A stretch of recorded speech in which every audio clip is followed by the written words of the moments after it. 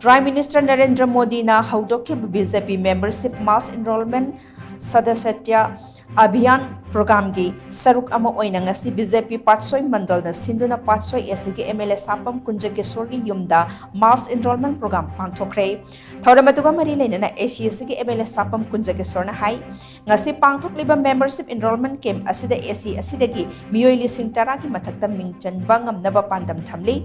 pandam ase soidina mai pakani haibagi thajabalai sahi khara aste AC asina manglom da khong thangjin bangam dakliba asi AC asigi miyamgi yamna progressive oibu wakhalon amading cooperation pirakpadagedi AC asi saukhatna ba paikhalakpa thabak thoram singda AC asigi miyamna tholaktuna masa masagi mathaudang sing laurakpa asina thabak khudingma khumang chausinna sangsilakpa ngamdi hainaruba natraga kaunaruba tawduna miyamna support torpa asi yamna thagatningai oi matungda su mataw asuna thabak thoram khudingmakta support tawiu haina makna makatana phongdokhi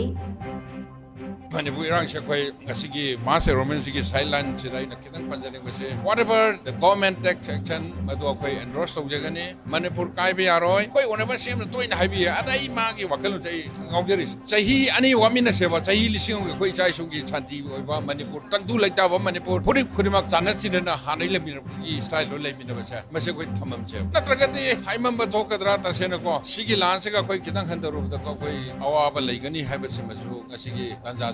ꯂꯧꯖꯔꯒ ꯃꯌꯥꯝꯗ public ꯑꯩ ꯊꯣꯠꯁꯦ share ꯇꯧꯖꯕꯅꯦ ꯑꯩꯈꯣꯏꯒꯤ ꯑꯣꯏꯔꯕ ꯁꯦꯝꯅ ꯈꯟꯕꯤꯔꯤꯕꯁꯦ ꯑꯩꯈꯣꯏ ꯄꯨꯝꯅꯃꯛꯅ ꯃꯁꯤꯗꯤ across ꯗꯤ party line across ꯗꯤ party affinity ꯑꯩ